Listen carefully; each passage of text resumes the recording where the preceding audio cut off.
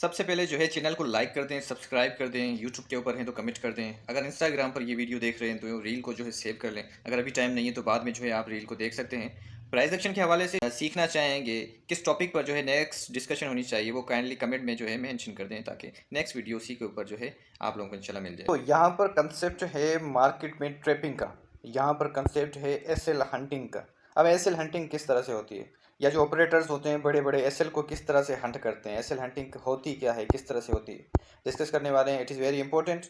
M5 के ऊपर है, टाइम फ्रेम रहेगा M5, क्योंकि हम डे ट्रेडिंग करते हैं या स्कैल्पिंग की तरफ ज़्यादा जाते हैं, तो यहाँ पर इसलिए जो है टाइम फ्रेम को सिलेक्ट किया हुआ है M5 को। उसके बाद जो है न्यू ट्रेडर्स क्या गलती करते हैं, यहाँ पर न्यू ट्रेडर्स जब भी जो है सपोर्ट एंड रेजिस्टेंस जब ड्रॉ करते हैं एक सिंगल लाइन में ड्रॉ करते हैं।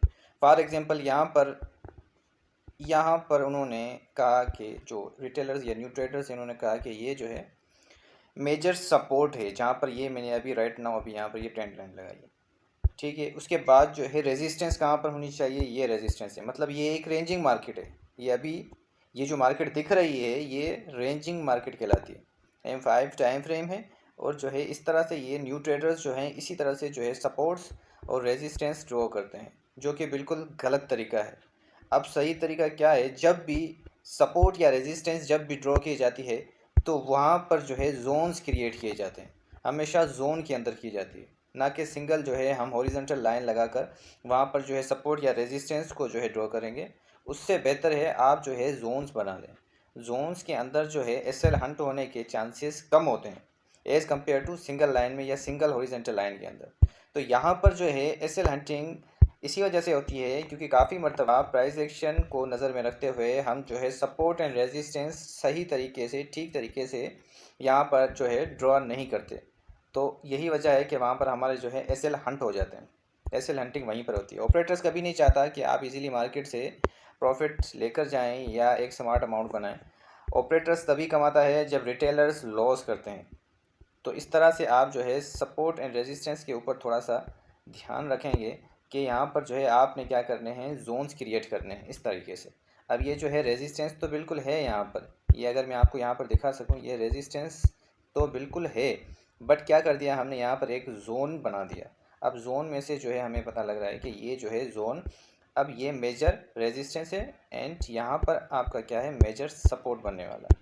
ये जो नीचे लाइन लगी हुई है यहाँ पर जो है ये मेजर सपोर्ट बनने वाला है, इसको डिलीट कर देते हैं। ये आपका मेजर सपोर्ट हो गया, जोन क्रिएट कर दिया, और जो है इसके ऊपर मेजर रेजिस्टेंस है। अब होता है क्या है, अब मार्केट जो दिख रही है वो इस तरह से दिख नहीं रही है, मार्केट आपको दिखाई जा रही है। आपको मार्केट जो दिख रही है वो दिख नहीं रही है, दिखाई जा रही है। ये मार्केट इस तरह से जो है पैटर्न्स, चार पैटर्न्स जो बनते हैं, या मार्केट कभी रेंजिंग में चली जाती है या कोई ट्रेंड लाइन नज़र आ रही है तो आपको नज़र नहीं आ रही है, वो आपको दिखाई जा रही है कि आप उसमें एंटर हो जाएं। अब ये आपके ऊपर डिपेंड करता है कि आप किस तरह से एंट्री लेते हैं और आपका एग्जिट कहाँ पर होता है। तो वहीं पर जो है एसएल हंटिंग होती है। अब ज़्यादातर जो है ऑपरेटर्स ये कोशिश करते हैं कि जो है एक सिनारियो दिखाया जाए, वहाँ पर जो है रिटेलर्स को एंटर किया जाए और स्टॉप लॉसेस वहाँ पर देखे जाएं कि ज़्यादा से ज़्यादा स्टॉप लॉसेस कहाँ पर। फॉर एग्जांपल ये जो मार्केट मैंने अभी ये जोन्स ड्रा किए हैं, यहाँ पर ये मार्केट इस तरह से चल रही थी और यहाँ पर हमने सोचा था कि अब ये इस पॉइंट से जहाँ पर ये ख़त्म हो रही है, जोन जहाँ पर ये ख़त्म हो रहा है, हमने समझा था कि शायद ये मार्केट अब यहाँ से दोबारा सपोर्ट लेकर ऊपर की तरफ चली जाएगी। ये अगर मैं आपको दिखा सकूँ, यहाँ पर हमने सोचा था कि ये मार्केट जो है यहाँ से दोबारा सपोर्ट लेके और ये मार्केट ऊपर की तरफ निकलेगी, पर ऐसा नहीं हुआ।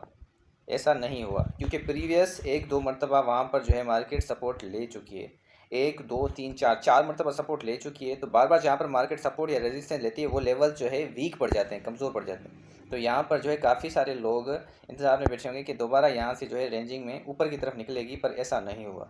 यहाँ से जो है मार्केट ने क्या दिया, नीचे की तरफ एक अच्छा खासा मूव दिया और प्रीवियस जो है सपोर्ट लेवल उसको तोड़ के ये सेल की तरफ चली गई, और सेल भी यहाँ पर जो है शार्प सेलिंग हुई है। यहाँ पर ठीक ठाक जो है पॉइंट्स कैप्चर हुए होंगे, यहाँ पर ठीक ठाक जो है सेलिंग हो गई, ये मार्केट यहाँ से जो है सेलिंग की तरफ चली गई। सो लिहाजा कहने का मतलब ये है कि अगर ये पॉइंट था यहाँ पर तो लोगों ने यहाँ पर जो है एसएल यहाँ पर लगाए होंगे, लोगों के जो एसएल होंगे यहाँ पर प्लेस होंगे, क्योंकि काफ़ी सारे जो ट्रेडर्स, काफ़ी सारे रिटेलर्स क्या सोच रहे होंगे कि ये मार्केट यहाँ से ऊपर की तरफ निकलेगी क्योंकि रेंजिंग दिख रही थी।